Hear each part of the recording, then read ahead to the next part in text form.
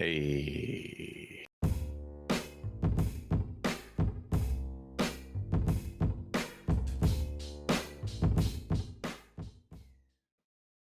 Thank God. No one is not awake. He's knocked out. Knocked out. So I don't know your young person lingo. Oh, you can't see that. Oh, yeah, you can. There he is. Oh yeah. Does he ever sleep? Max will fall asleep like with his hands behind his head, like he's on a hammock on the beach. No. Like, you fucking ridiculous child. He'll like sleep sometimes with his like knees pulled to his body so his butt's up like a caterpillar. And I'm just like, what are you doing? How's that comfortable, you know? Just ass in the air. Dude, Maybe if I sit funny for 20 minutes, I can't walk. My baby will sleep that way for 10 hours and just get up and roll around. I swear to God, he's made of rubber. Yeah, my arm fell asleep and I was like, am I having a heart attack? Just like, I can't move after that. Would you be worried if every day you woke up and your arms were asleep? Yeah, that would be probably problematic. So I told my doctor about it, and he was like, yeah, it's normal, you're fine. It's like, are you sure? Because that doesn't seem very normal, and it's really fucking annoying. It makes me think that like my heart is just not working very well. All the way through, yeah. Just not getting the proper circulation to your arms. One day it's just going to wake up and it's going to be black, about to fall off. The grayscale. That happens to me all the time. When I wake up like in the middle of the night to get water or pee or whatever, majority of the time my arm is completely asleep. Like not half asleep. It's, you can't feel it to the point where when you stand up, all the blood rushes down and it is painful. It just hurts so bad. And I'm like crying in the middle of the night. Old people I problems. don't know about that, but yeah, Brick is the youngest of the crew. Actually, Mark is, but no, Mark is a certified grandpa. I think I have really high hemoglobin or whatever it's called, so my blood is super thick. So when it rushes through my arm, it's 10 times more painful than the average human. So let me get this straight. You got blood like motor oil, like a 40 Yes. weight. Okay. Your weak ass heart. How does your weak ass heart pump that thick blood, this molasses through all your veins? It's probably a problem. All right, so a couple cleanup things. One, I need to pull something up on my phone and show you guys. Otherwise, you'll be like, no, you're full of shit. Mark, I lost this bet to you. This is my Venmo. This is $20 going to Mark. Send it with the kitty. Do it. Paid. Okay. wow, respect. Okay. I'm doing this specifically because because every time we have a bet, you're like, you never paid that bet off. And by the way, I still have to watch Old. I have not forgotten about that. I do not welch on my bets. You have another movie as well, and Marcus picked this one too because that was also part of the deal. I recall. Okay. Was it? Okay. Also, you gonna pay Will? You gonna pay Willpow too? I've asked him several times to send me his Venmo, and he's like, "No, I like the idea of you owing me money more than you actually giving me money." Yeah, it's sick, sadistic fuck. And then he tried to get me to pay him in some obscure cryptocurrency. I'm like, dude, I am not going through this bullshit with you. I will give you here's my 20 Geocoin American wallet. dollars because that's what we fucking bet. Him and Mark, you laugh, Mark, you do this shit too. You try to, after the fact, change what the bet was. What do you mean? In order to like get more. What did he try and change?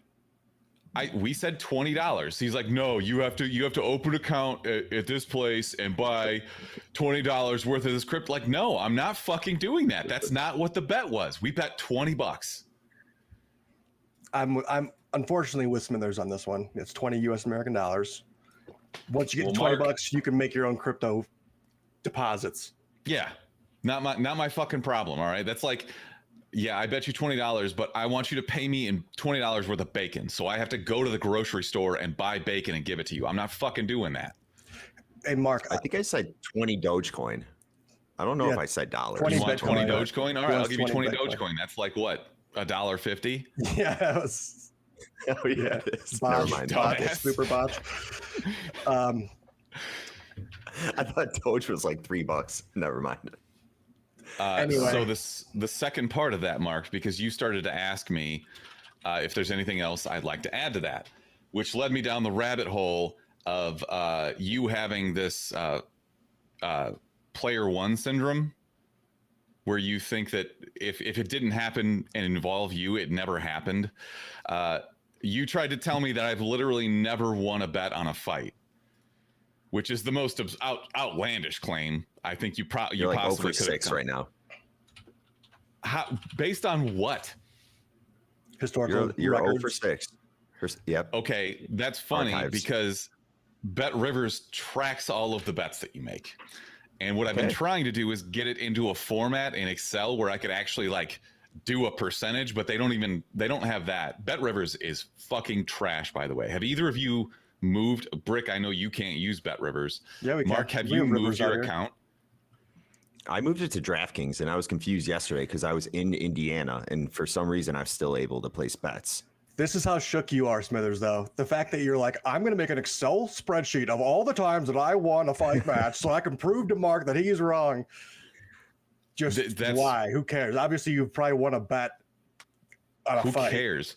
Maybe. Literally, maybe all of he's won. gambling is about units. You like units of and your outcomes. That's literally every sharp does that. You don't track your bets. Yeah, but I mean, not really. Not if you. I don't really care that much. It's you either have. You don't care if you're losing money. You know, if you either have you bet responsibly with the amount of money that you have, and then you either have money in your account or you don't. I think. See, this is funny to me, based on all of the research that you do to gamble on fantasy football. The idea that you'd be like, oh, this guy likes information. Like, yeah, I want to see what I'm good at. Sure, but no, this was really just to prove to Mark that you've won a bet. Well, obviously, fighting. because it's a completely stupid thing to say. And he pulls out one example of like, yeah, you lost a Cody Garbrandt bet, and that's what he'll hold on to forever, ignoring the fact that I've called every time that Conor McGregor has ever lost a fight. Let's just be honest. If it's not involving any of the Paul brothers, it's not a real fight anymore. So you are 0 for 2. Mm-hmm. Well, it's not a real fight. That's kind of the point. Like, you don't have anything to analyze. You don't have tape to go. Like, was I going to go through the tape of him fighting Nate Robinson? No, because it was stupid and there wasn't anything to take from it. Okay, what are your overall thoughts on that fight, though? I just want to hear how you felt about it. So it didn't seem... I've seen a lot of people on both sides say there's no way it was fixed. And then other people say, yeah, it was definitely fixed in the way that Paul was gassed for like the last 5 rounds. Mm-hmm. So I think that it's possible, but not necessarily likely, that they said, you got to make sure this fight goes the distance. And they were telling him to kind of like let up a little bit, but it's really hard to tell on something like this, especially because Tyron Woodley has a history of not being able to finish a fight and letting it go to the judges and then him losing a fight in that way. But he had him completely wobbled in like the 4th round. He could have easily finished him, instead of like chasing him down on the ropes. He just kind of backed off. Yeah, that was weird. I don't know if it was fixed though. How do you feel about the rounds though? At the end of the fight, you weren't like, no, he should have had an extra round or two, because I did feel like the rounds were properly scored. Maybe Woodley had one more round, but he still wouldn't have won with that round. I don't think he would have. No, I don't have any problem with the way like they scored the final fight. It was a split decision, so it's not like it was lopsided either way. It just, they're not entertaining fights. And Decker called me out in the Discord saying, like, as a concerned friend, I need you to stop betting on these dumbass fights. And he probably has a point. It's fair enough. Hey, Mark, let me, I know it's your choice for the movie that he should have to watch, but I did recently see a preview for West Side Story that might be interesting. I don't know. Ooh. If we can go down the Cats route. I know he loved Cats. I think West Side Story might be another one that he might just really enjoy. Honestly, I didn't enjoy Cats. Like, I didn't enjoy the movie. Watching it and talking about it, the experience, I did enjoy. Good. Happy. Happy for you. Just I enjoy it for the spectacle of ridiculousness that it was, and being able to tweet out like, release the butthole cut. Fair enough. But again, your choice. I'll let you as the winner of knowing the most martial arts, you get to choose the movie. Wait. Have you seen the new Space Jam yet? No. That might be a worse one. I know you don't want to watch that at all. I'm really trying not to tip my hand on like anything, because like there's a chance that you could pick something that I would totally like, and I could just be like, oh no, please not that. Yeah. I'm looking at worst movies right now. You'll let it stew a little bit. I didn't mind Space Jam. I was fine with it. Yeah, but maybe Peter Rabbit 2. Maybe Peter Rabbit 2, The Runaway. Is that the one? They dropped a new Peter Rabbit movie. Didn't that get delayed a bunch? Isn't that James Corden? Am I making that up? I think so. So yes, it's probably atrocious. Lenny James, Elizabeth Debicki, Margot Robbie's in it too. Let me think about it. Maybe Thunder Force with Melissa McCarthy and Octavia Spencer. All right. Boss Baby, Family Business. I like the first Boss Baby. Alec Baldwin. I thought you said you weren't just going to watch the Snyder cut in black and white. I mean, to redo it. I did already watch it, but I didn't hate the watch Snyder. it at half speed. You guys got it. You so got to the like slow-mos are even more slow-mo. You got to not like. I don't want to spoil like what my reaction to it would be. We got to stop talking about this on air. But right. Okay. You guys were talking about ripping packs. Oh, geez. I pulled a goddamn gem the other day. Oh, so you're in on this too now? I just watch it. I'm just here to watch him talk he's shit. Talking about Danny. Yeah, our friend Danny ruined the pursuit for us. Absolutely just ruined it. Now we don't really care about ripping packs as much, because this whole search was based on trying to find a rookie Justin Fields card.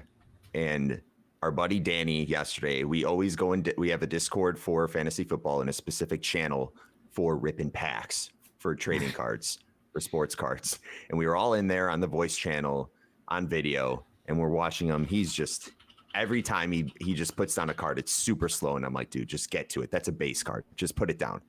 But building the anticipation. He slowly revealed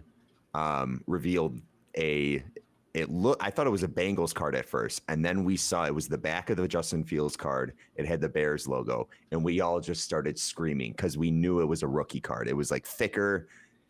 On the boxes, they say that there's a rookie in it, an autograph rookie, and a memorabilia. It was a memorabilia, so it had 3 different colors of his jersey. It had the white, the orange stitching, and the blue. It had part of his jersey, and it was signed by Justin Fields. And it was numbered. We were just like, oh my God.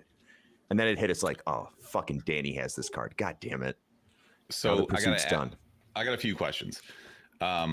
Obviously you guys are Bears fans. Is it specific? Like, is it the value thing here, or is it like, this is your guy, you really want the card? I know it could be both, But It's both. am I right if I assume that if you pulled like a Trevor Lawrence of that it would be better?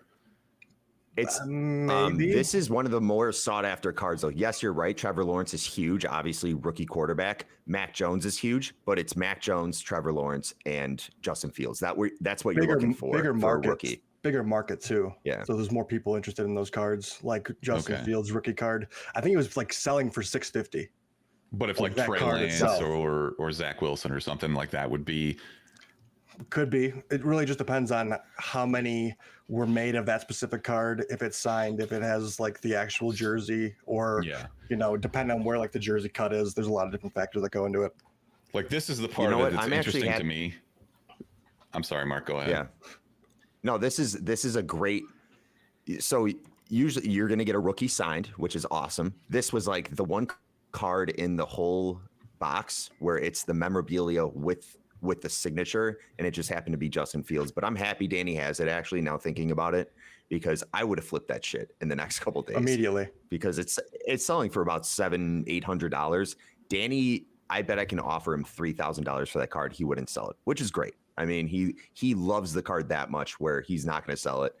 Yes, he's an idiot for not wanting to flip it, but whatever. Hey, I mean, I would flip it. I don't claim to know how this business works. The only, or I should say, like the closest I ever got to getting in this is like I was going to fund someone to go buy some because they knew more about it than I did. But even that pretty much, I was like, yo, if you need a backer, I'll throw. He pays enough attention to it that I would back it if he wanted to. He's deep, and that's the same thing with. That's kind of how they got started with it, right? Like Krisky was talking to him and Derek. Always rip cards. They've been doing it since they were little, and so. I don't know how did you guys get into it? Like Krisky started talking about it just in like the group chat and how much you can make, or like what kind of sparked it? I've been scared to get into it because I'm not like, this has been huge for the last 2 years, I'll call it. Well, in my opinion, it's been, sports cards have been pretty big in the last few years. And it was, NBA was happening. I'm not a huge NBA fan. I prefer football over that. So I was kind of waiting till football season to get into something like this. I was still on the fence. I'm like, all right, I don't want to shell out all this money for sports cards because I know there's an influx of people trying to get these cards right now. So the demand and the price for them are going to be skyrocketed, which they still kind of are. But it's for the rush of the rip, bro. It's for the rush of the rip. It's fun. It's fun doing this kind of stuff together. And I'm just saying now with the pursuit being over for Justin Fields, it's kind of a downer, but who knows? Maybe somebody else will pull another cool Justin Fields card. There's unlimited amount of cards you can pull. Yeah. That are like, another rookie. See, the thing that's great about the NFL, like the favorite for rookie of the year right now is Mac Jones. Nobody would have said that he would be the favorite going into the season for rookie of the year when the draft actually happened. But just because of the way things pan out, and there's going to be injuries and breakouts and busts and all that shit. And that's why gambling and fantasy football, that's why all that shit's interesting. By the way, before I forget, we are talking about doing a guillotine league. If you don't know the format, go to guillotineleagues.com. If you want to join and you're not in our Discord already, that's probably the best way to do it. We'll send you a link. I want to get something set up. I think it'd be fun to do, and we'll see how many people we can get. I don't know if we probably should put a little bit of stakes on it, but also maybe we don't require it. We can just do like a side pot. I don't know. We'll figure it out later. But I don't want people to feel like they have to pay if, that's not their thing, if they're not into gambling. Yeah, we'll figure it out. So by the next episode we will have watched an NFL football game. Oh, yeah. Wow, I forgot. It's fucking Thursday. Bucks, Cowboys. I just saw Brick's eyes roll back in his head a little bit. I think that might have been pleasurable for him. Oh, yeah. I'm getting off right now. I've just been talking about this since like end of July, which is just the biggest faux pas ever. You're just like... No, you've been talking about this since March. Yeah, but it is what it is. But back to cards, though. As we were talking about this yesterday, I learned that Ashley actually has like 126 of the original 150 Pokemon in the original set. So we're going to kind of see what see how good the condition is. She's got OCD in that regard. So she probably had them all really nice and organized. So I'm hoping I'll tell you one thing. keep an eye out for first edition. Even if she go through all of her cards that she has and just put aside the first editions. And yes, condition is going to be one of the most important factors. I thought my Pokemon cards were in great shape, and then I'm looking at them now, and there's scratches everywhere. I'm like, oh yeah, I was a kid when I was a kid when I was collecting it. But like in my mind, I thought I was taking care of it. I wasn't. I was like throwing it in my backpack. Exactly. Bringing when I had those cards, all I wanted to do was like play somebody in the actual game. I wasn't like, oh, this will be worth money someday. Exactly. Yeah, we're dumb kids. What about Funko Pops? What's the resale on Funkos? Are those ever going to go up, you think? Well, it depends. Like they mass produce those, so it really depends on which ones you got. Like they do limited runs on certain ones, but you've got to have an eye for what's going to be rare, what probably doesn't sell a lot, what might be bigger in the future. But well, they stop the runs eventually, right? Like yes, but it's like cards. They stop the run on cards too. But if they only make 10 of them versus making 10,000 of them, that's right. A big difference. The best thing to look out for is when they vault a Funko Pop, and usually they're vaulting the character itself. Like they vaulted the Joker Heath Ledger Funko Pop, and if you wait a couple of years, that means they're not producing any more of those. They vault a bunch of characters every single year. I don't know if they're vaulting as much. They were doing that in the beginning of when the madness was happening around these things, but vaulting is what you're going after. Okay. Good to know. Good to know. I'm kind of hoping that this like rush on cards now. I know that I was talking about the Pokemon thing. Like I obviously wasn't taking care of those. What I was taking care of was my basketball cards. And I do have a bunch of those still. I just found a Kobe rookie card that's obviously worth some money, but I'm going to sit on that until hopefully I don't have to ever sell that and rely on it for money, but maybe it'll be worth something someday. Yeah. What they're doing right now with sports cards is really cool though. Thinking back to like when I was collecting in the late 90s, they mass produced that shit. Topps was coming out with packs. For the most part, it was people weren't looking for rookie cards. They were looking, if you're collecting MLB, you were looking for that Mark McGwire card, that Ken Griffey, that Sosa. But they made so many of them. You thought you had something, but you really didn't. Looking back now, like I have probably 25 Sosa cards, and all of them aren't worth more than $1. And it's but like it's a little when depressing. They're printing those, they don't give a shit about the secondary market. They give a shit about it in that they want it to exist, so that their primary market will sell more. But they don't give a shit. A perfect example of that is, and I know you guys don't give a shit about cars, but it's kind of the same thing. Like Jaguar and Aston Martin went back and remade some of their like most famous racing cars of all time, but they did it with more modern parts because the original Jaguar XKE, if it goes to auction now and you have one that's in good condition, it'll sell for $12 million. But if Jaguar makes one and it costs them $500,000 to make, they can sell it for $3 million, and people will buy those instead of having to go to the secondary market.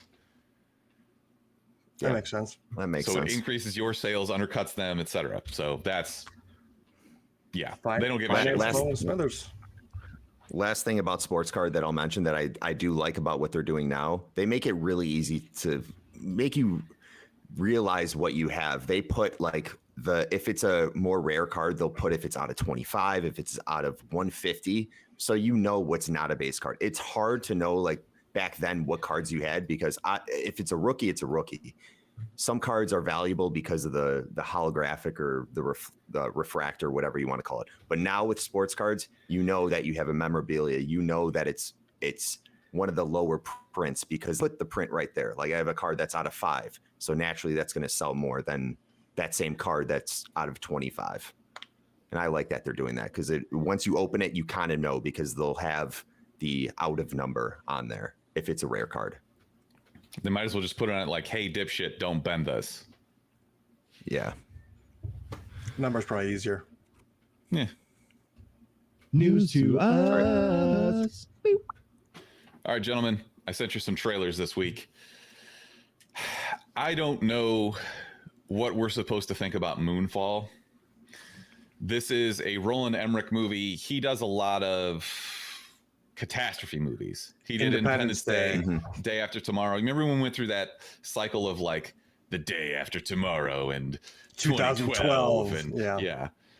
And it's I don't know what our kick was about just complete annihilation of our species, but it's not quite as funny nowadays. Anyways, this has Halle Berry, Josh Gad, Michael Pena is in there. This is just the moon is falling to Earth, so I don't really know what the story is here, but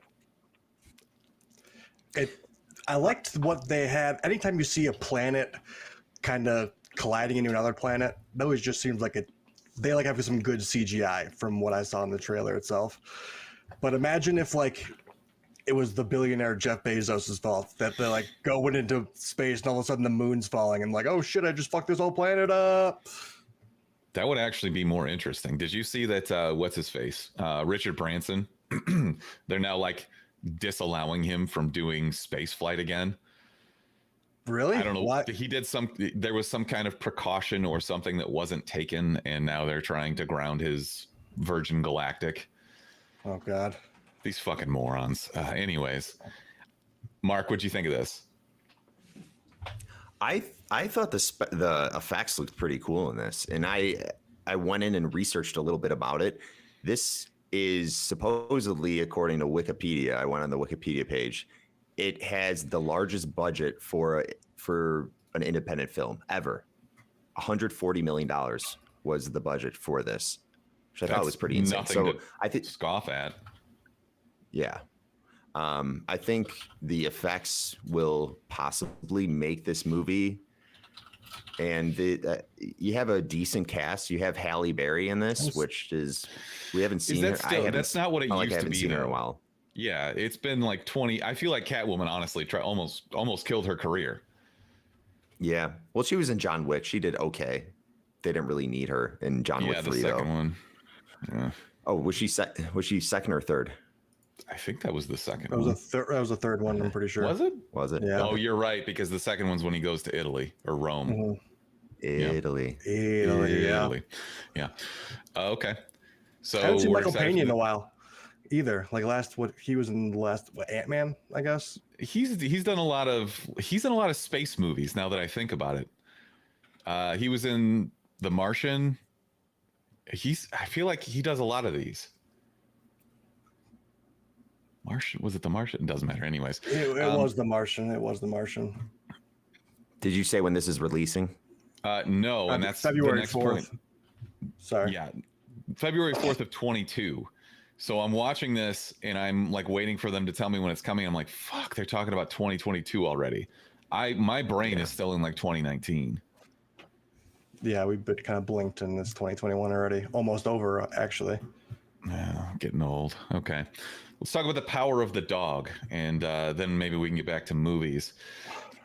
Bad joke. This is our guy Humperdinck. Oh yeah, Humperdinck and Meth Damon. And like this is the duo you didn't know you wanted, but you definitely do. So this is in 1925 Montana, and apparently our guy Humperdinck Bumblesnatch is some kind of super charismatic cult leader or something. Really? Yeah. I mean, he's a farmer, but apparently he's really good at convincing people to believe the things that he believes, which really just sounds like Jim Jones, Heaven's Gate, whatever kind of cult leader you want to talk about. Okay. And especially like very influential type of people, just like out west where they can believe pretty much anything. Yeah. Montana in 1925 might as well have been like the 1830s. Seriously. So this is a period piece, Brick. I assume you're interested. Yeah, I'm here for it. Anything that I see Jesse Plemons in, I'm just like, yeah, I'll see it just because I like him as an actor. Okay. Mark? I'm all for this. Netflix has been stepping their game up. The one they just did with Tom Holland was pretty good, and it kind of reminded me of that. If it's the drama aspect of Netflix films has been decent, so I will absolutely watch this. Yeah, it's the duo we didn't know we wanted with Cumberbatch. I think him playing this Western type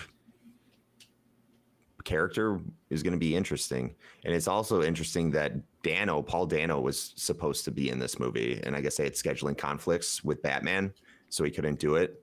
But they were shooting this in like the middle, like the beginning to middle of COVID in New Zealand, and a lot of it was shot in New Zealand. So I didn't know Montana looked like New Zealand. That's interesting too. I guess maybe parts of it do. We should also mention that Kirsten Dunst is in this. So she is the, I'm guessing based on what I read, the protagonist, and Benedict, I almost called him Benedict, Humperdinck, is like just torturing her because of a decision that she made, and he's going to be the shitbag. I can't really think of another time when he was the villain. Yeah. What if? Well, what if? Yeah. That's fair. We gotta talk about that when we do our recommendations. I don't know how I'm getting along on this season so far. I wanna take your guys' temperature on this. Okay. Also, Kristen Dunst is married to Jesse Plemons. I forgot about that. Really? I had no fucking idea. I never would have guessed that. Yeah. They were also like in, what was it, Fargo season 2? They were good together. They acted together a couple different times. All right, good to know. Last trailer, Red Notice. This seems like it's much more our speed. Hell yeah, dude. The Rock, Ryan Reynolds, Gal Gadot. Gal Gadot is what I've been told is the proper pronunciation. Really? Oh, I don't know. Gal Gadot. Same thing with Travis Kelce, but everyone still calls him Kelsey because stupid. Anyways, this could be interesting. I don't really know who's the alpha in this movie, because they're all just trying to alpha each other. Right. But it's always The Rock. You think he's got more charisma than Ryan Reynolds? No, it's not charisma. You said who's the alpha. Well, I guess if we're talking about like who's just going to beat the shit out of the other one, then yeah, but that's not what's an alpha. I mean, like if we're gorillas, maybe, but well, Ryan Reynolds is going to get his, but it's not going to be in the traditional alpha sense. He's going to like undercut him or like do something like he's going to finesse it. He's a finesse alpha, I guess you can say.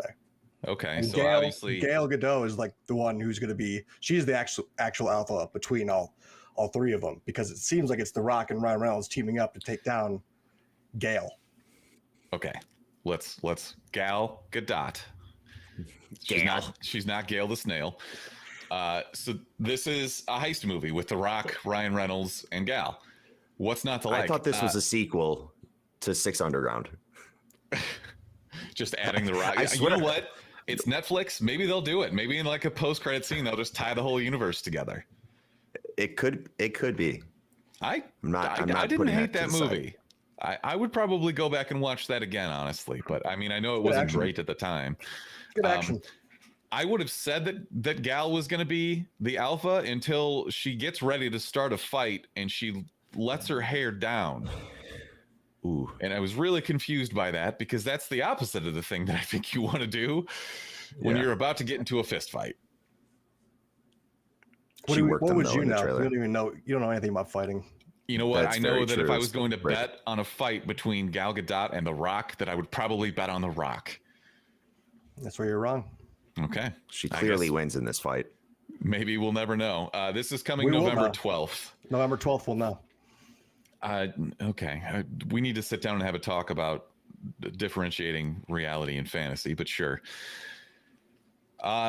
Actual news. Kind of a slow week. That's okay. We got some catching up to do, and we can do a deep dive into Shang-Chi, which we will be getting into later and actually spoiling. But Shang-Chi. Shang-Chi. Yeah. Gal Shang-Chi. Gadot. Timothy Olyphant. Humperdinck Bumble Snatch. We talked earlier about movies coming in 2022. 3 movies that we were supposed to get this year have now been pushed back, and we're looking at 3 heavy hitters, I think. Top Gun Maverick, Mission Impossible 7, and Jackass Forever, and they're all getting pushed back to next year. Some of them further in the year. If we end up in another shutdown type situation, do you think that more studios would be willing to go the streaming route? Because they've kind of been sitting on these movies that they've had in the can that are huge investments, and they haven't been able to make any money off of them. What about? So I think it's going to take. You'll have to take into consideration the movies that they did hold off and how they did in the box office. I don't know what those numbers are, but I imagine if Free Guy and Black Widow and all these other movies like kind of did really well. Really well in that case is a relative term. So I was reading an article earlier this week that talked about Tenet and how when they did the initial box office release, we won't talk about how bad or good that movie was, but they did like $350 million. And at the time, everybody's like, fuck, this is horrible. They're going to lose so much money. Now, if a movie did 358 million, people would be jumping for joy. So they've really flipped the standard on some of that. And also you have a lot of sunk costs on some of these. The movies are made, they're in the can. You can't go back and undo the production value that you put into it, the money that you spent on it. You might as well try and recoup whatever you can before your movie goes completely stale or somebody forgets about it. You know, it's easy to sit on something like The King's Man that is an actual period piece from the early 1900s because nothing's really going to change. But if now we're going to get to the point where a movie was made 4 years ago or started filming 4 years ago and shit's going to be noticeably different. Right. No, that's a good point. That, and I'm wondering about Stranger Things, because if they keep delaying that, those kids are all going to be 35 by the time we see season 4. Yeah, damn. I don't know. Were you surprised that Disney didn't just say, okay, we're going to give in and release Shang-Chi on Disney Plus? Yes. I think that part of it is the backlash that they got from Scarlett Johansson now suing the fuck out of them. Yeah. That probably doesn't help. Yeah. But yeah, I don't think that the plan was ever to do a simultaneous release, although that's probably what I would have preferred. I wasn't as high on this movie going into it, and I was pleasantly surprised. More on that later. But yeah, I'm of the opinion that certain studios will just say, we got to release this video on demand. Mm-hmm. I thought it was pretty successful from what I saw, though, in the theater. I went opening night, and I will call it sold out based on how many seats they allowed in this theater. It was with having 1 or 2 seats in between everyone. It was pretty full. Did you go to the Dolby theater? I went to IMAX Dolby, I think, whatever. Okay, so yeah, it was the one big IMAX they had in the theater. Yeah, so that's the Dolby theater at Village Crossing in Skokie. I went to Niles. The Niles. Oh, okay, okay, yeah. That is just an IMAX then, but it's okay. Less seating, bigger seats, more room for everybody to spread out, and you probably went to like the 7 o'clock. So I went yesterday, went to a 6:30, which is not like a prime viewing time, and I went on a smaller screen, and there were maybe 12 people in there. Okay. That's what I was curious about. I was gonna see how it was for you guys, because I know you guys went a day or two later. So obviously that's anecdotal, but you know, the days of $1 billion box offices, at least for now, are over. Mm-hmm. But there is something about going to a theater that I think will live on, as even if it's just like if they do eventually die out, there will still be like those independent theaters, like a drive-in theater type, that's going to give you that experience regardless. I don't understand why there aren't more drive-ins around here. Drive-ins are dope. I bet you traffic was probably a bitch to get out of there. Yeah. I will still say it was a success, though. Okay. When you think about this, just a stat to let simmer for a minute is this was not far behind what Black Widow did opening night, which was $13.2 million. This came in at just shy of $9 million, and that was the second highest, I think, that we had all year. F9 was $7 million, followed by A Quiet Place, which was only 4.8. So this did pretty well considering the situation we're in. What was the budget? Just curious. For a theater. I will pull that up, but as I do that, we'll get that later anyway when we go over the movie itself. Just kind of curious.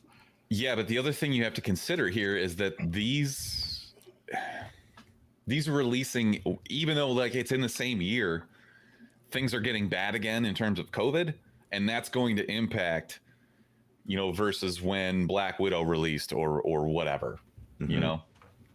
So there's just a lot of factors there that are in fact impacting the box office numbers.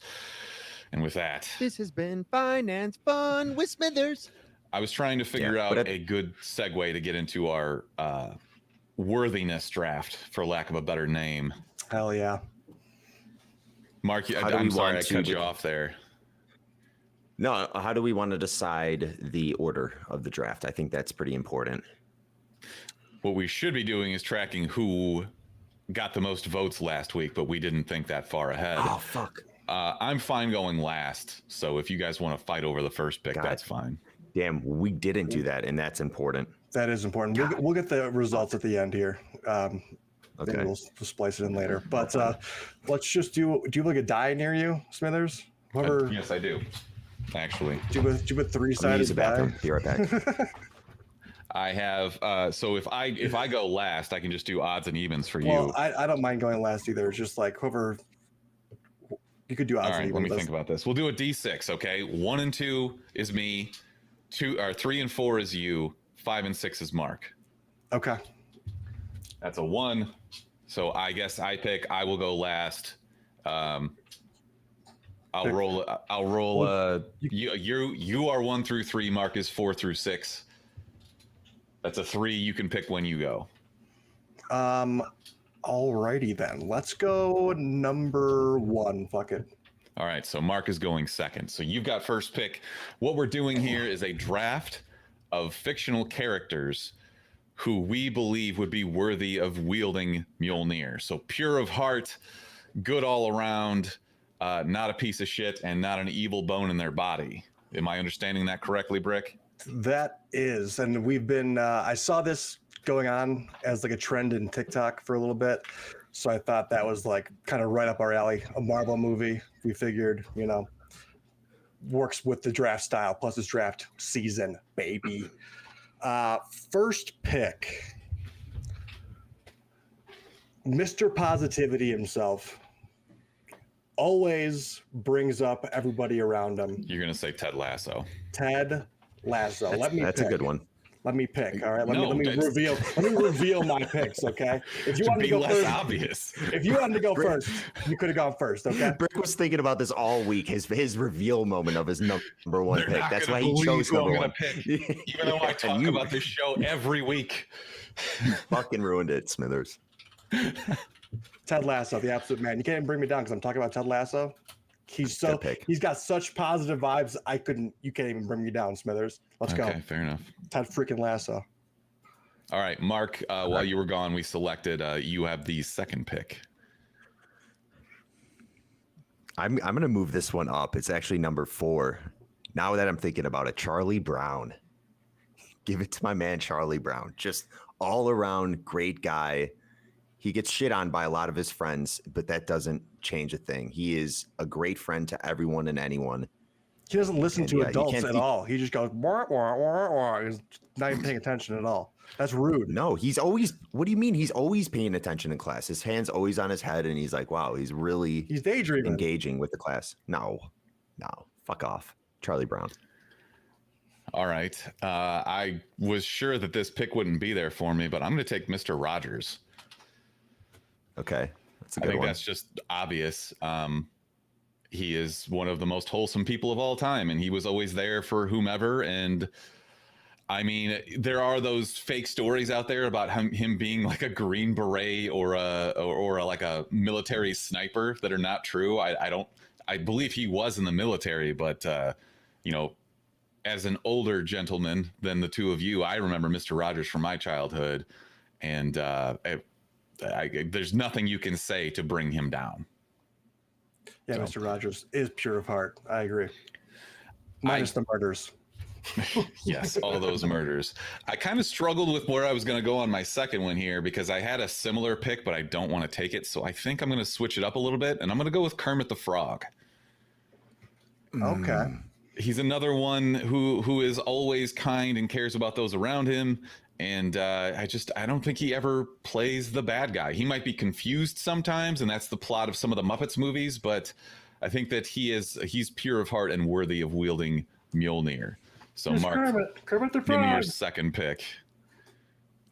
I'm going to go with the greatest headmaster of any school of wizardry. Got to give it to Dumbledore. Wow, I vehemently disagree with that, but go ahead. Why? I like to Why? get counter first. because he literally puts Harry Potter in danger at every fucking turn. You're a child, Harry. You must deal with the problems. He was fully willing to sacrifice him to the Dark Lord in order to defeat Voldemort. And wow, this is a horrible pick on your part, Mark. No. Harry Potter knew what power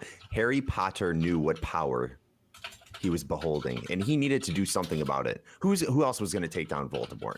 Dumbledore knew it wasn't his time to step up. He was getting older. Have you seen these movies? Seriously, have you read the books? God, you're the worst.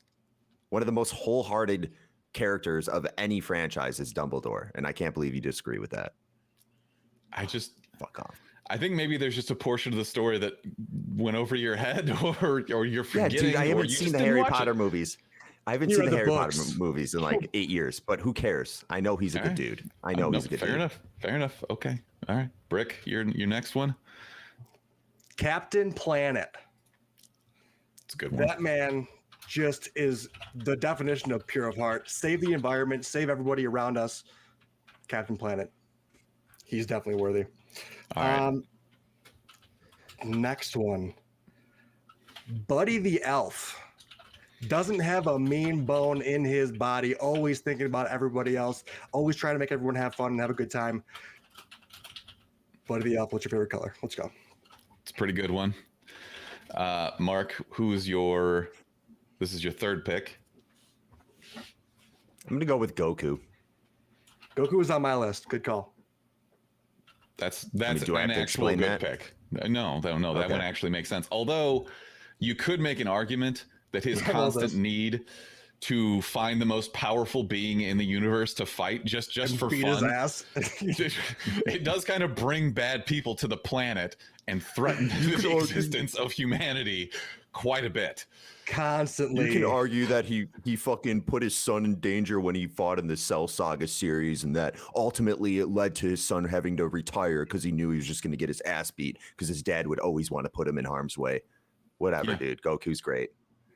I mean, you're not wrong. It's just I just literally argued about my own pick. The thing about Goku is if he couldn't pick up Mjölnir, he would just go train in the hyperbaric chamber until he could. He would listen to nobody. He wouldn't listen to fucking Chi-Chi, anyone. He would just dip for months and go train and be like, all right, I think I could pick it up now. Every pick so far, either myself or Smithers has picked it apart. Yeah, pretty much. At least argued. Go ahead. So I need a ruling from the panel on this. Does Bob Ross count? He's a character, but he is himself. But he was on a show. I would allow it because I did on my list. I did have. I'm not going to use him, but no, I would say it. I guess he had his own television show, but he wasn't playing a fictional character. He was playing himself. He just had a television show. I don't think you could pick him. Okay, all right. I won't pick him then, though. I will say this one. I don't know if either of you have ever watched Avatar: The Last Airbender. I think that one of the most wholesome characters in any show of all time is Uncle Iroh. He's always there and always trying to do the right thing, even though technically his group of people, like it's warring tribes around the world, and his group of people is the bad guys. He's not a bad guy, and he's very wholesome, and he's got all these words of wisdom, and he's this little old man, and it's great. I would struggle to find anything that he had ever done that was slightly evil, even. So I think I got one more, and I'm thrown for a loop now because I was going to use Bob Ross. So now I got to think about this. I could just pick a really bad one, like Mark's been doing unintentionally. And I could say like Ronald McDonald is a really nice guy, even though McDonald's kills millions of people every fucking year. I feel like that would be a good Mark Charlie pick. Brown was not a bad pick. What did you want Dumbledore to do? Charlie Brown's fine, but there's what would you have preferred? What would you have preferred Dumbledore did? All right, how about I'll just go with Ned Flanders then. Ned Flanders is on my list. Stupid Flanders would be able to, pick up sexy Flanders, and he's sexy. But he's so noble and always does the right thing for the most part. I was gonna say Ned Flanders, but then I figured there'd be something you'd say that happened where Ned Flanders didn't turn the other cheek or whatever. There's the one episode where he is the focus, and you come to find out that his parents were lousy beatniks. And the reason why he was a shitty child who was always breaking stuff and his parents wouldn't discipline him. And he went through a study where a psychiatrist or psychologist just spanks him for 9 months straight. And you see out the window, the seasons changing in the background. And he wakes up and he's like, how do you feel? And he says, I feel darn good, diddly great. And then all of a sudden that's just who he is for the rest of his life. Amazing. So he wasn't pure of heart before that. So you just, but now he is. Argument.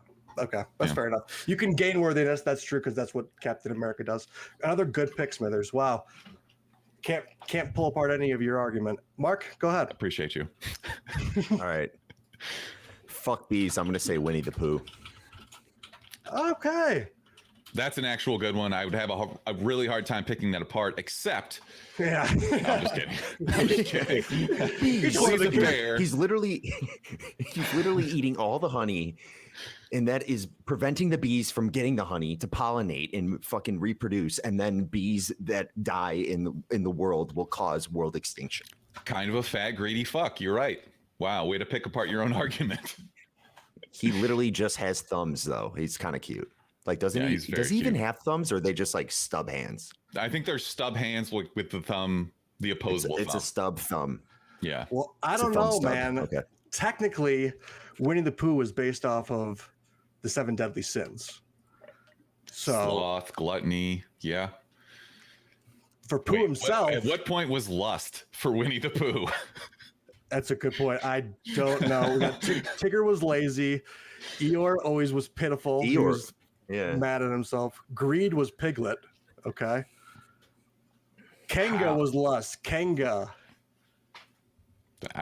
This sounds really made up. That was probably a stretch. But for Pooh, it was gluttony, I believe. That's an interesting one.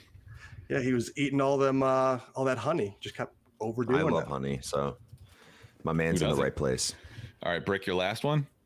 So I was torn between a couple different people. I was thinking, maybe we could have gone like Mary Poppins, probably would have been a good one. Mr. Miyagi was up there. Mr. Miyagi is very much inspiration for my pick of Uncle Iroh. Like, that's the wise old Asian man who's been through it all. Like, that's the parallel. Was that your pick that you didn't want to like kind of repeat more or less? Because you said I have one, but I'm not going to use him because he's kind of similar. Who was that guy? I was talking about Mr. Rogers and Bob Ross. Oh, okay. I see. So for this last one, it's really all about heart, and you can't teach heart, and this guy's got miles and miles of heart, and that's Shane Falco. Shane Falco would be able to lift that Thor's hammer just because of the amount of heart that he has, and that's a fact. Boom. Wow. I guess he doesn't really inherently do anything bad. Except he threw 5 picks in the Super Bowl. Yeah, that'll send you to hell. Unless you bet on the other team. I guess we got to find out who Jesus was betting on in that Super Bowl, and then we'll know whether it was evil or not. Because it could be good. You never know. Mark, did you want to change one of yours? Because I did. One like popped in your head. Let me change Dumbledore. Was his draft so bad that we get him a +1 right now? I think honestly we could just go through and pick why all of his were horrible picks. Yeah, we already did that. We could do a draft of shitty reasons that Mark's picks were shitty. Are you surprised that I'm bad at picking characters with good hearts? Not at all. No, because you're the Goku in that he has that first player syndrome where all he cares about is who he can fight next. Fuck the universe. I don't care if I destroy these planets with these errant missiles of energy. I'll blow up the sun and win this fight, and billions will die, but I don't care. Exploding a sun would have my answer. A drastic effect on the entire universe. That's brutal. And that's such a great breakdown of how he could be evil or not worthy. Yeah. Whoopsie. Right. Collateral damage much? Did you guys have extras on your list that maybe I did. Could have made the cut. I'm not going to change mine because if I win, I want it to be authentic. I want it to be a true win. If Mike, you hear that, win. Brick? If he wins, I think I won last week. Anyways, I'm pretty sure I won last week. Wasn't me. It wasn't me. My team was bad. I can't wait. Well, Twitter had the most votes. And we got to add them all up though. We got to go to the Discord and all that shit. And we want recommendations for other drafts that we should have because these drafts are fun. Like I said, fucking 2 years ago. Yeah, but we wanted it to be our idea instead of yours. There we go. That makes sense. Okay, are we good? Let's name your team real quick. I'll go first. I got Kermit, Mr. Rogers, Uncle Iroh, Ned Flanders, Brick. I got Ted Lasso, Captain Planet, Buddy the Elf, and Shane Falco. Buddy the Elf is a sleeper pick. I like that a lot. Yeah. And Mark, give us your pitiful team. I have Charlie Brown. Piece of shit. The greatest, just most warm-hearted person in the world, Dumbledore. I have Child Goku murderer. and Winnie the Pooh. Goku the I don't know. I struggle to call him like a genocidal maniac, but you know, if the shoe fits. Last minute I thought of Hey Arnold, and damn, that should have been on the list. That would have been a lot better than any of your picks. But you don't get to go back now. Good all kid. right. God damn it. The kid from Pay It Here's some money. Forward. Go see a Star War. All right, gentlemen, that sound means that it's time for us to go through our recommendations. I feel like this is the point where I want to kick this off by talking about what if. Come on, I've suddenly lost my appetite. My bad. Oh, who's going to believe that? Smithers started talking, suddenly lost my appetite. There were more Arrested Development clips ready to play right there. So, what if? So we had the Doctor Strange episode this week, and I don't think we want to do spoilers or anything. It's just give me your general thoughts of how the series is going so far. Brick, I'll start with you. Ooh, I was hoping you were going to start with Mark. I just have a feeling that because they opened up this what if possibilities and scenarios, they're obviously kind of exploring the multiverse. But I could just see them at the very end, just like turning from that animation into like all of a sudden it's live action. And it's just like the multiverse into the real universe. This is just reality now. We're following this story. I think they could just do that if they wanted to. But I'm here for the alternate stories. Didn't they kind of do that already with Loki though? Like once they split off the timelines, they could do this whatever they want. This is the only way that you go from like the arc of Thanos to a completely new villain. You got to make up something batshit crazy. No, which is perfect. But I feel like they could easily take this from being the animated into being just live action again and just kind of take the story wherever they want, it is brilliant when you bring it up like that. Like there's the absolute saga of Thanos was just like so big. Where do you start? Where do you restart from? That's a good point. Yeah. You got to get a good villain because you've already introduced different universes. Like, got to somehow go bigger and make a bigger villain. I like what they're doing. Mark? I think it's picking up steam. This last episode, I don't know if I would call it the best episode of the season. It's probably number 2. I really liked the second episode with Guardians of the Galaxy, Black Panther. That one was probably the best.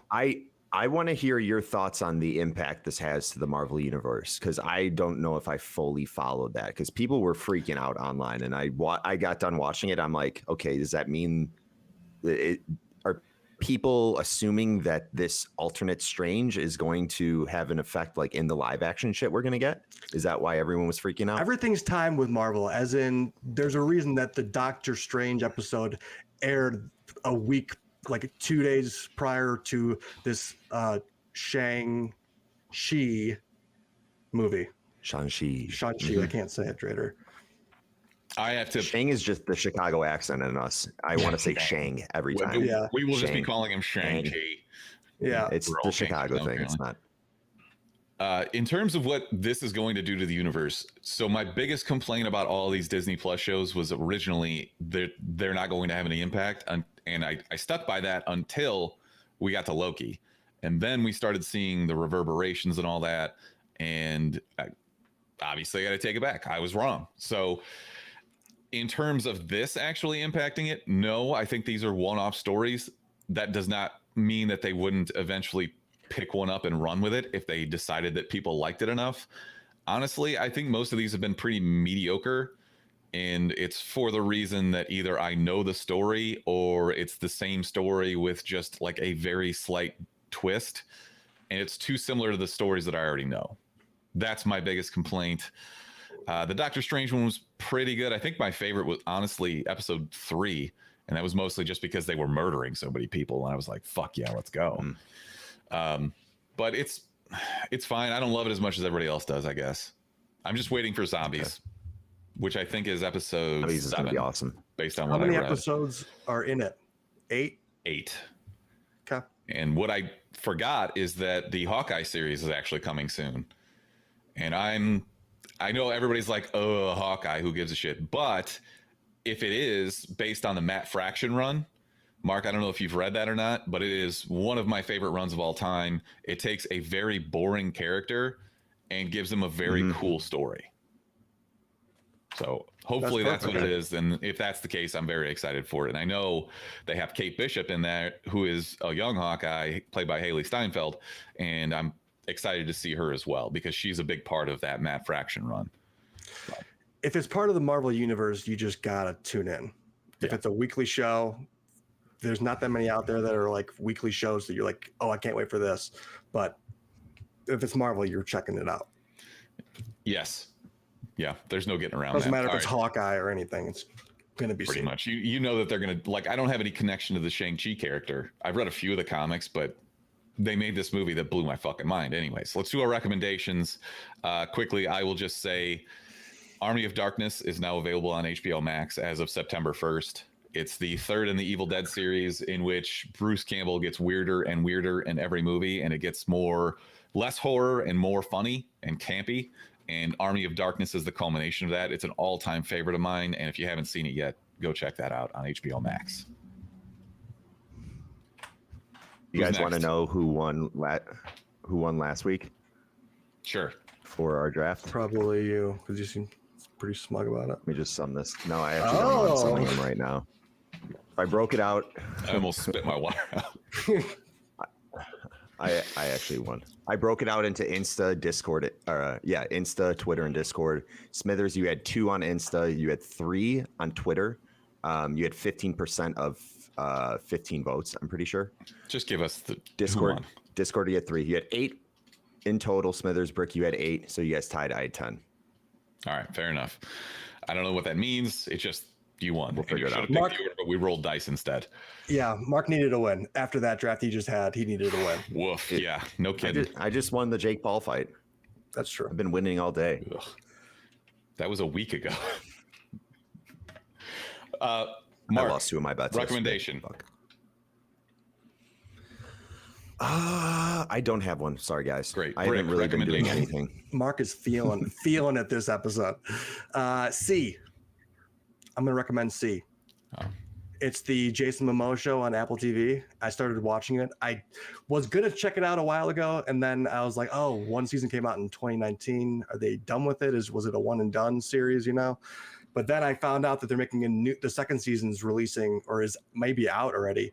But it has Batista as the other antagonist, I believe, or is another main character that they added. Some of the fight choreography that you see in it is actually pretty sick, and for like blind combat, they like have to use other different senses. So the way that they go about certain battle scenes are like really cool to kind of see, and it's creative. I wasn't to see. Yes, excellent. But Jason Momoa is like part Dothraki, part like owns a village. So he's like a badass Baba Voss, just like assassin who's super sick, but he's also like kind of caring, and it's dope. I like it. What does the title have to do with anything that happens in the show? Everyone in the show is blind. There you go. Okay. That And asked and answered. I had no basically, idea. everyone in the show is blind, and it's like after we have been, it's like after us. Like everyone was blind, and then they kind of went They back adjusted. and they adjusted to do like these simple little villages, but like in a world where what used to be like a Hoover. There's dams and other things and technology that's alive. One guy has vision, but they like outcast him because they think he's lying. And then he has like kids, and like years later they're trying to like, it's kind of like Game of Thrones where they're trying to kill like the true heirs of the family, stuff like that. But there's like sorry. It's actually interesting. In the land of the blind, the man with one eye is king. Exactly. I do have a recommendation. This is more informative because I haven't watched the movie yet. But Vacation Friends, starring John Cena and Meredith Hagner and Lil Rel Howery, I think his name is, just came out. Did you see it? It looks pretty funny, and they already confirmed a sequel for it. I saw the first half, and Wasn't that good? I was falling asleep. Like it's kind of funny. If I had to compare it to something, it's like a straight to streaming Adam Sandler movie on Netflix. Same type of idea. It's a little raunchy. John Cena's funny, obviously. They have some good bits in there. I finished it. They have some creative, clever little story ticks that kind of pan out pretty good. And just the whole general concept is just good. They're vacation friends who are like wacky and crazy that you would do weird vacation stuff with, but never want to see again. Exactly. Kind of, and it's like, it's pretty interesting. I like it. Okay. I liked it. Fair enough. Maybe I'll finish it. It was fine though. It wasn't like a banger. I would see a sequel. If I have nothing else to do, I'm just like, if I see it on, I'm just like, all right, yeah, I'll pop it on. It's a good. I think it's one of those where I would have been mad had I gone to like pay $15 to see it in a theater. I wouldn't have been. Yeah. Not a theater movie. That's why it went straight to Hulu. Best. We the best. Worst. The worst. She's the worst person in the world. Huge skank, terrible. But thank you. All right, gentlemen, we're running a little bit long, so I'm going to push this slightly fast. I'm going to share a headline here on our Twitch stream. The feds want to know what the McFuck is going on with the McFlurry machines. I really appreciate a dumb, cheesy headline like that, but also within the story, I don't know about you guys, but if you've ever gone to a McDonald's and tried to get ice cream, you probably were just shit out of luck. Because their ice cream machines are always broken. Apparently, they have like janky programming in their brain computer thingies or something, but the FTC is finally looking into this. They are actually going to launch an investigation to figure out why they offer something that they cannot deliver on, which I think is very interesting. Yeah, or if the programming is wonky and it's teenage kids that are trying to work these programmings, they're just like, yeah, it's broken. Fuck it. I always had the conspiracy theory that they just like couldn't make any money on these, so they're just like, we're not gonna fuck with it. Fair enough. Like, why is this an issue? Like, isn't it just hurting McDonald's being able to sell this product? Not really. Is it an issue because they're offering it and it's usually they usually can't deliver on it? Is that an issue with an FTC, or are they looking into like how the ice cream is made? No, they're not looking at that. They're looking into why it's so often unavailable, because that's essentially false advertising. And it's not like the CIA is going. It's the FTC. It's the Federal Trade Commission, and they regulate stuff like inter business and advertising and things like that. So like this is their area. So I'm not super pissed that it's like, they're taking time to go look into this. That's kind of what they do. Cool. The McDonald's by me always usually has I get the soft serve. Like, I don't mess around with the McFlurry. I just get the cone. Call it a day, but they usually have it available. Cone's a nice little treat. But yes, pro tip: go to Culver's. Culver's is 1,000,000,000 times better. But they don't have $1 cone. I just want $1 cone sometimes, and just want to house it and call it a day. All right, mister. I spend money on frivolous things like cards and statues, but I won't spend an extra $2 on a milkshake. Triple the price. I'm going to take your $20 and buy 20 cones because I know they'll have it available at my McDonald's, because they never let me I down. hope they're broken down. Here's what you do. All of them are broken down. You literally bring a cone once you guys start recording in person. Bring a cone every time, and then eat it in his face, letting you know that it's his $1 every time. Is it exactly $1, or is it like $1 plus tax. 9, yeah, something like that. You're only going to get 19 cones, you idiot. All right, one more real quick, because this one hits close to home.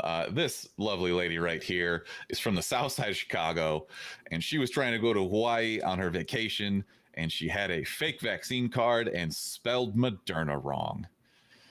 That should be a dead giveaway. It's something along the lines of stupid is as stupid does, but we don't know this girl, but we know this girl. Yeah, I think. wow.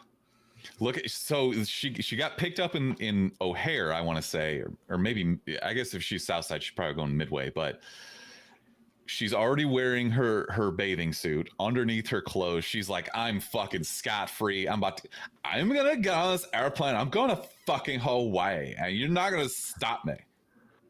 It's like a super long flight to Hawaii. You're to wear your bathing suit. That seems not ideal. Like you just change once you get there. That's insane. I just love this, and she's gonna end up with tens of thousands of dollars in fines, and she's just a modicum of ridicule. And fuck you, just get your fucking vaccine, you idiot. And I will shut up. Mark, who's your best man alive? I don't have one. Great. Brick, who's your best man alive? Mark continues his hot streak. He's on fire, ladies and gentlemen, of just being a piece of shit. So I probably should have just sent you the video earlier, but Yes. it's with the professor on Instagram. He's like a basketball street, like really good at Keep handles. describing. I will pull this up. He dressed as Bugs Bunny from Space Jam and went to just like local parks and just humiliated people. And it's like so impressive, but at the same time, it's just like, I love when people do characters and just like absolutely dominate. Like, what's Kyrie Irving's character? Uncle Drew. Yeah, Uncle Drew. Like, I loved just seeing people's reactions of just like people on the court getting just absolutely just worked Just out. roasted. So it's up on screen right now. Bugs has got a mean crossover. He's going between people's legs. Jesus. Like This that's cruel. The fact that he was able like to just do all these moves with that giant head on is still baffling to me. Why would they do this? Obviously, this can't be connected to Space Jam. Otherwise, they would have released this before Space Jam came out, right? Yeah, I think he just wanted to do it because it's just hilarious little video that could go viral. Especially with the moves that he does. He's just like going between people's legs, just doing just perfect layups. He's just the king of and one mixtapes, just the GOAT. For real. So that's my best man. All right, very good. Thank you for reminding me of that, because I did want to share that video. Mark, go ahead. Thank you for doing your research live on screen so everybody can see exactly how much time you put into it. Now, I thought about this one, but I was like, how was I going to tailor it to the segment? But I actually found a news article. So wanted to say best people alive in Louisiana, all the people that are helping each other after Hurricane Ida. Because one thing I would recommend, if you ever go to Louisiana, like Bourbon Street, whatever, ask your cab driver to show you some things about how they've been impacted by the hurricanes. You'll see water lines on buildings like 4 stories high, and it's unbelievable. You don't realize it until you're there and really get to see it firsthand, like the impact that these hurricanes have had on the city. But people are doing their part. They're helping each other. A couple guys went out of their way to help get a cow out of a tree. It was stuck in a tree because of the flooding, like rose it up, and I guess it was trying to swim and it got stuck in a tree. But yeah, shout out to Tyler Cost. I don't think so. That's another thing. It was probably about to die, and maybe getting stuck in a tree saved its life in some way. Yeah, it sounds like Tyler it. Costa, David Palmer, and Roy Reagan Sr. saved this cow that was stuck in the tree. Shout out to them. Shout out to everyone helping each other out in New Orleans. I don't think this one was as bad as Katrina, because that was the worst thing ever to happen.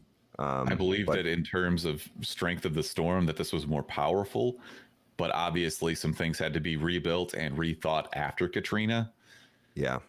So I think, and also people are more likely to take it seriously the second time around, unfortunately. But yeah, we're thinking of those people.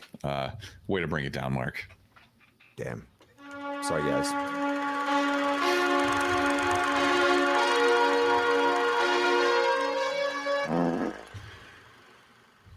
right, gents. Fart means it's time to talk about a movie, and I think that we're all on the same page for once, especially in a good way. This is Shang-Chi and the Legend of the Ten Rings. This is currently at 92% on Rotten Tomatoes, 99% from fans. That is. You said Shang. I'm not going to be able to not butcher that name the entire time. I can just call him Sean. Sean works too. Shang-Chi. So Shang-Chi. this is the story of Sean, who is living in San Francisco, hanging out with his best friend Awkwafina, who at the end of every movie we see with Awkwafina in it, we have to make a ruling on whether or not it was annoying Awkwafina or good Awkwafina. Annoying or awesome. Good. Gotta go awesome Awkwafina, annoying Awkwafina. Those are the two options. Okay, so AA or AA. Absolutely. What was the Raya and the Last Dragon? That was the last thing we saw her in, where we were like, yeah, she was really funny, and that was good. It was awesome. So anyways, they're in San Francisco, and they're not really doing anything with their lives. They're both really smart and talented and shit, and they're parking cars as valets. Not that there's anything wrong with that, but their friends and family tell them that they're not living up to their potential, blah, blah, blah. Sean is attacked on a bus, and all of a sudden it comes out that he's this huge badass fighter who was raised in a terrorist organization called the Ten Rings by his father, who is immortal and has 10 rings that make him that way. So yeah, we're off. I don't think we need to go any further than that until we get to spoilers, at which point we will really do a deep dive. So this was a movie directed by Destin Daniel Cretton. So he wrote and directed this.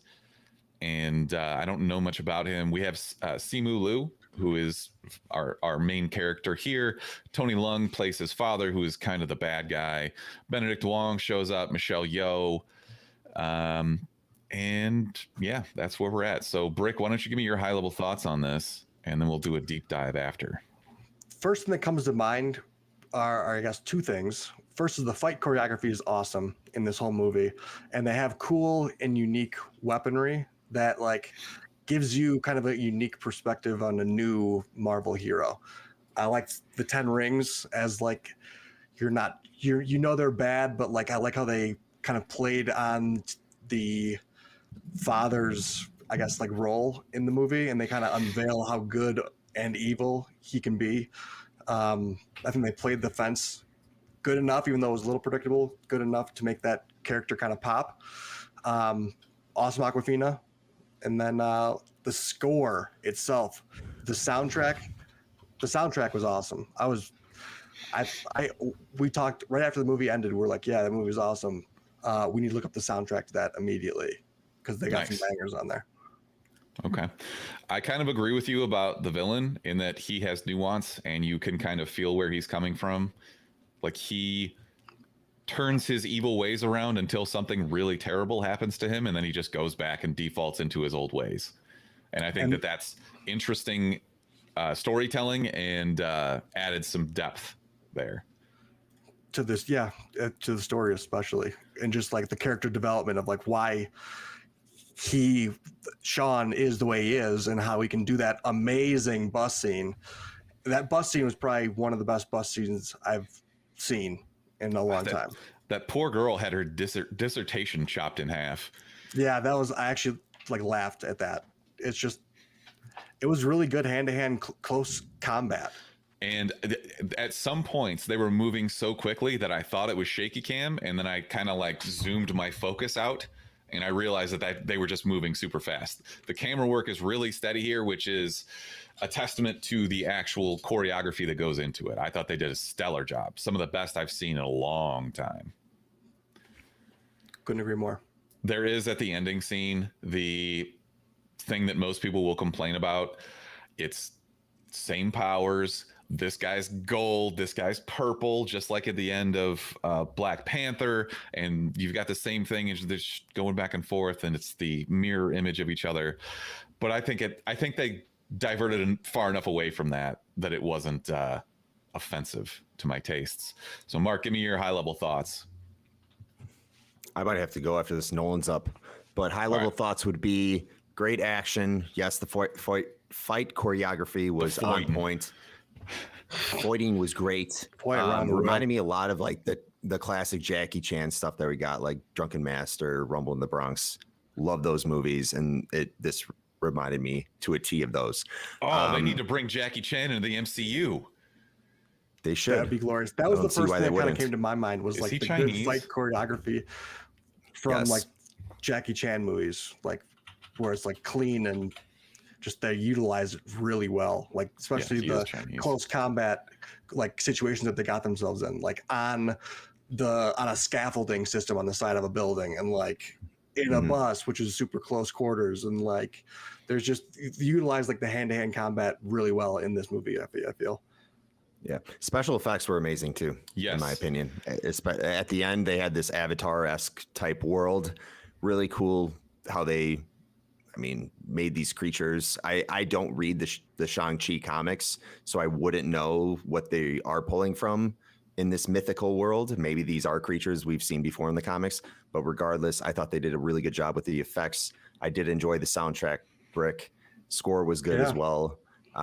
This just had everything. If you were just pick pieces out of Marvel movies, this kind of rolled it up into one. I think the acting was great. I think the characters that played, or the actors that played the characters, were spot on, and I enjoyed Awkwafina, and that I didn't think was going to happen.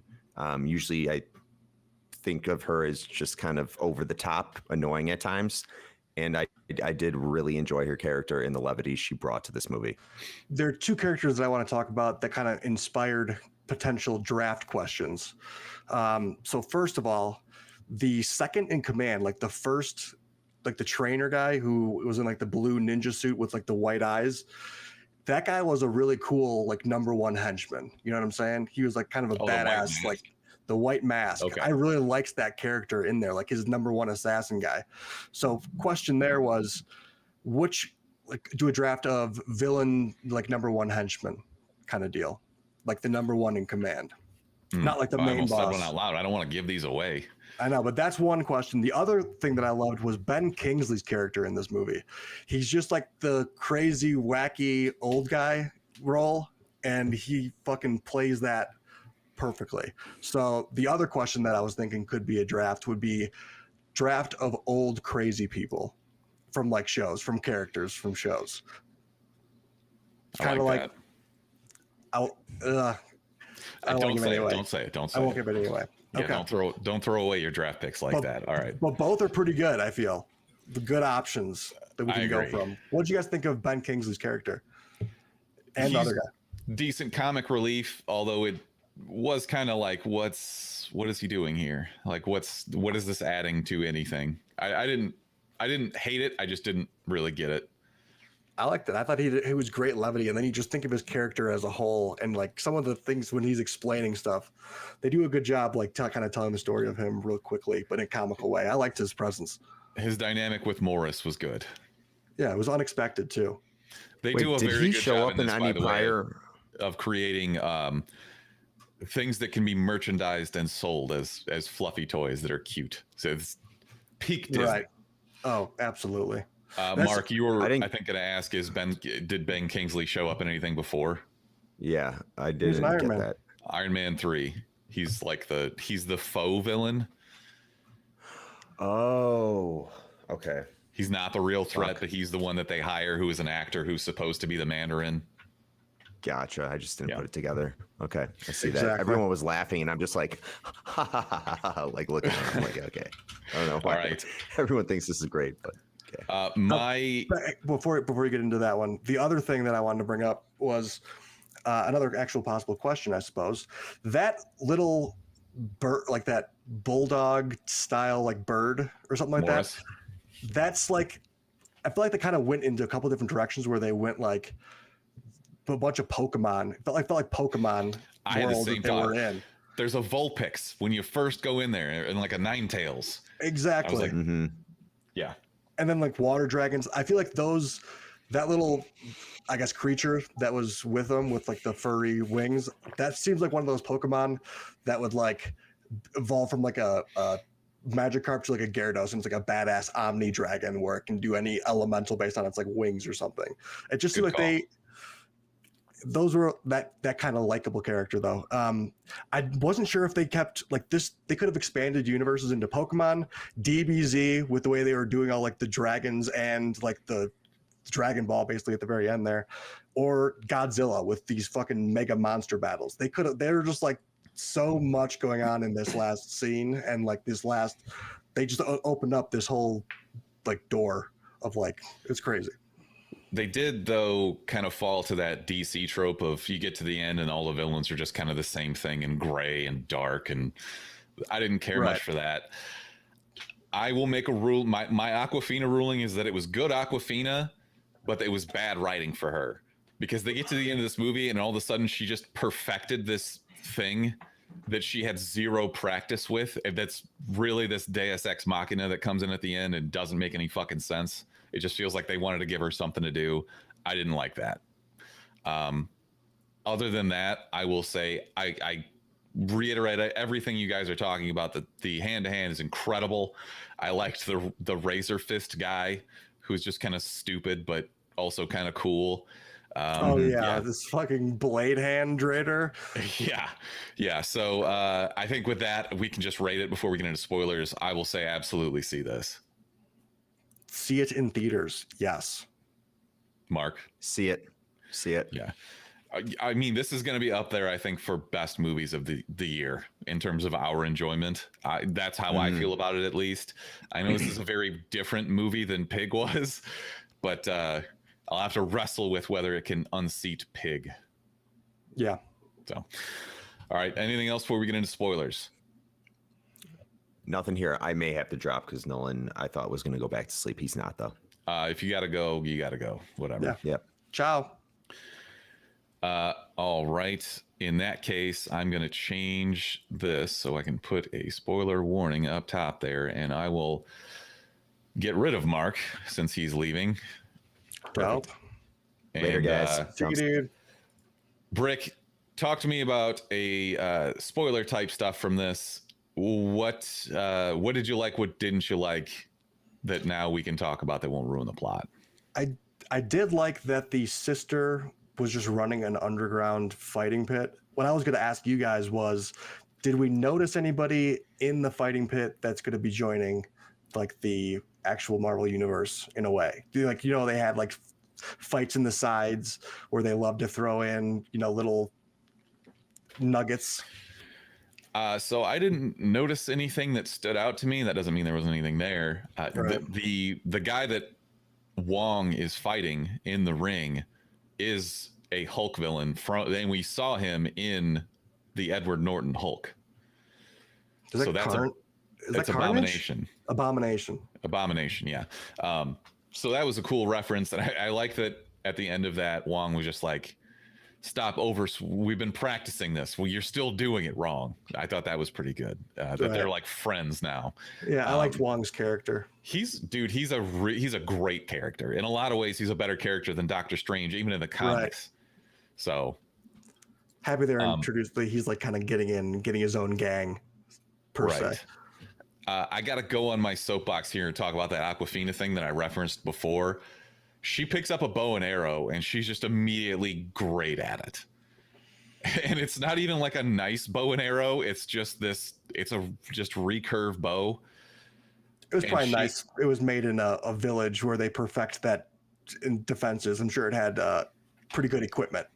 I did like that reference to like the dragon scales, because what you had to do was take a guy in the comics who doesn't have superpowers necessarily. He's just really good at martial arts.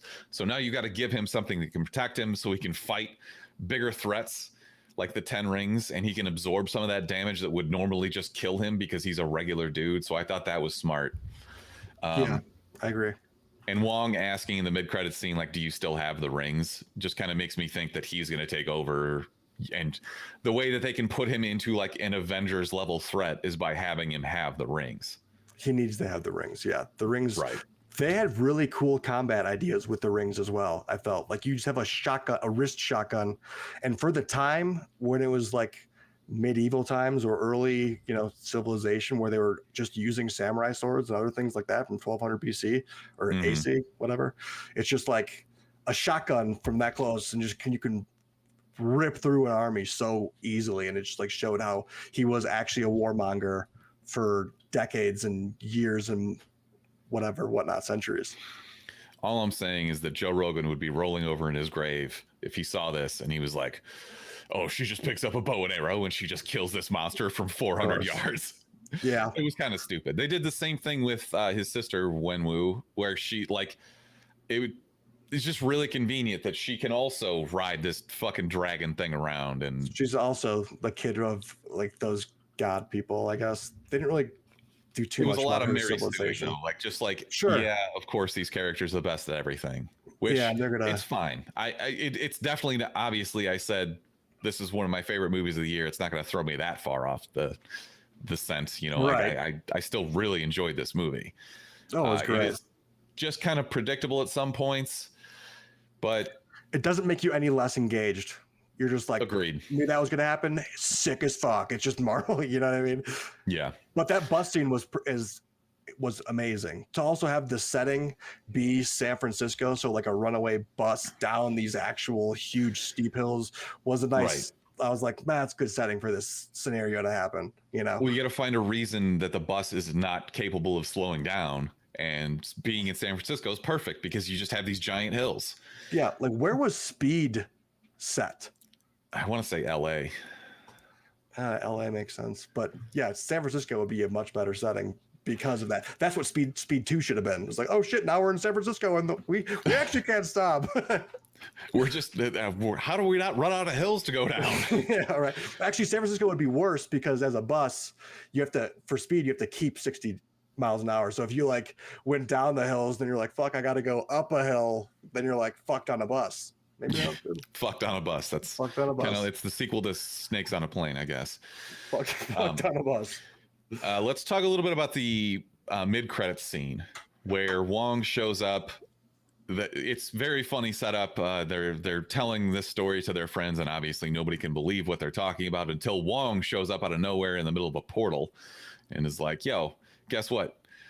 He was very matter of fact here. He just comes to him and he's like, basically, your lives are ruined and you're going to have to deal with this forever now. Welcome to the circus is what they said. And it was just like, that makes so much sense. It's just really well put by Banner. Yeah, so we see Captain Marvel, who has to run away at some point because she gets some, universe-ending threat. Called. Yeah. Yeah, so what do we think they're setting up here? Because what they're doing is looking into the history of the rings, which makes me think that whatever they do next with this is going to be bringing in the backstory there.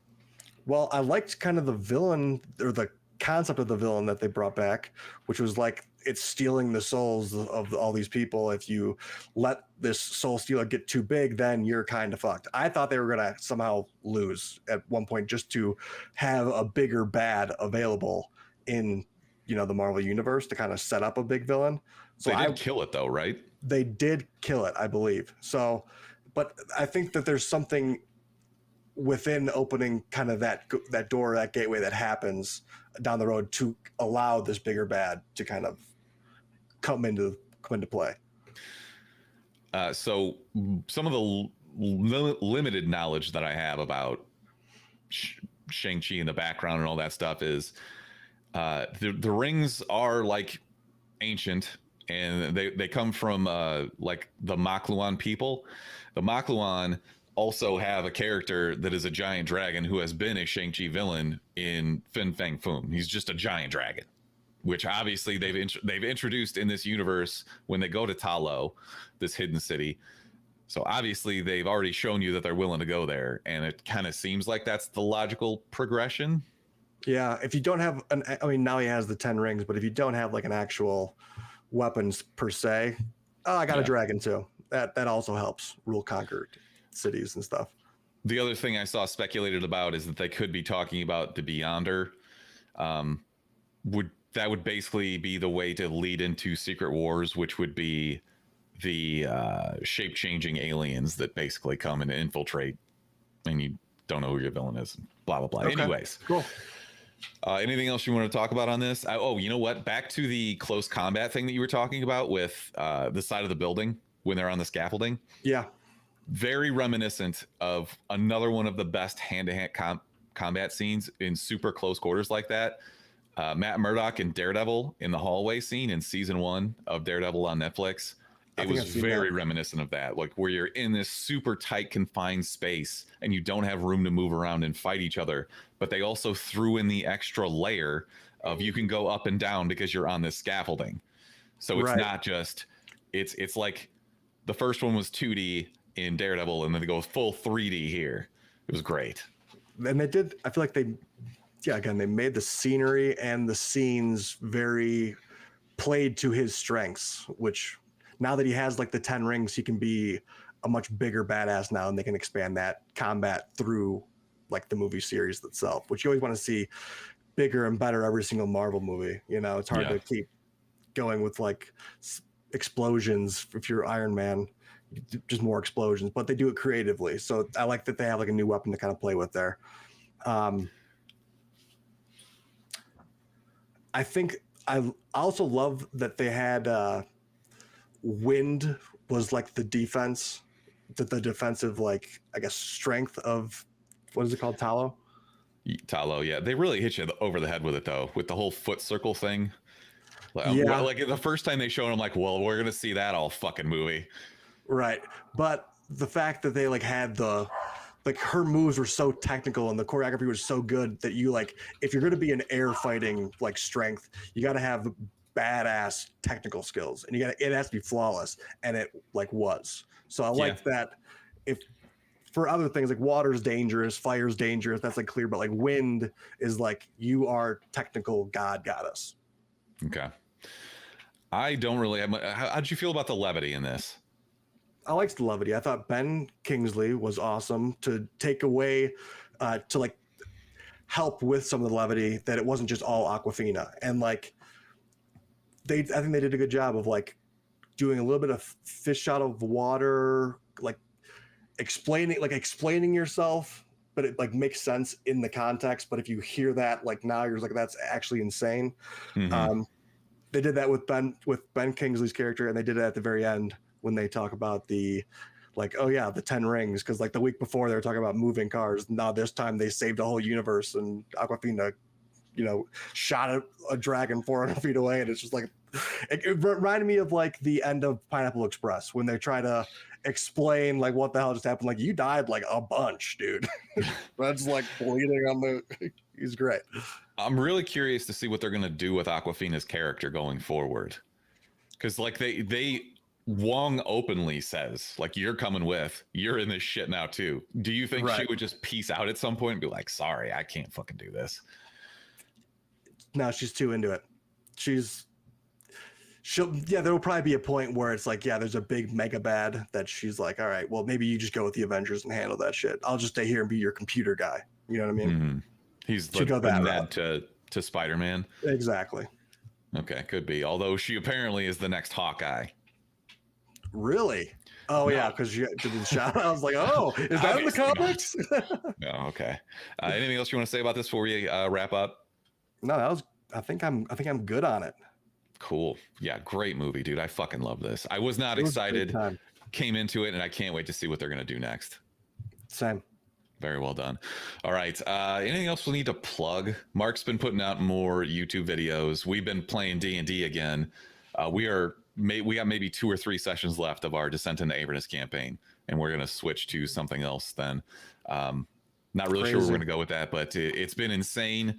The climax is coming. I'm gonna have to go face to face with 2 characters who could easily kill me, like personally, just me alone, before we even get to the big bad.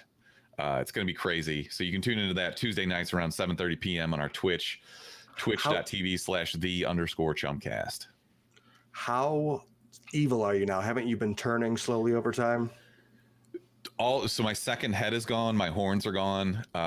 We made it to a certain point where those afflictions were cleared of me, but I still am kind of like, at this point, I'm just double crossing everybody. I don't fucking care. And that's the fun part. That's the fun part of it. Yeah, Yeah. 100%. Evolving those characters and also making Joe like deal with your dumb actions makes it so much fun. So many dumb actions. You gotta. Cool. Yeah. All right. Well, thanks for tuning in. I feel like this was quite a deep dive. We haven't gone an hour 40 on an episode in a long time. So we gotta stick with the morning episodes, man. I got more energy. I'm more focused. I think it's the way to go. Billion and I'm times not drunk better. yet. Yep. So let's do it. All right. Thanks for tuning in. You can find us on all social media platforms at the Chumpcast. You can also call or text us at 847-920-6107. Send us your draft ideas. We want to keep going on that. We have a good time with that, and it's a good way for people to interact with us. So until next time, thanks for tuning in. Ciao, bella, mahalo.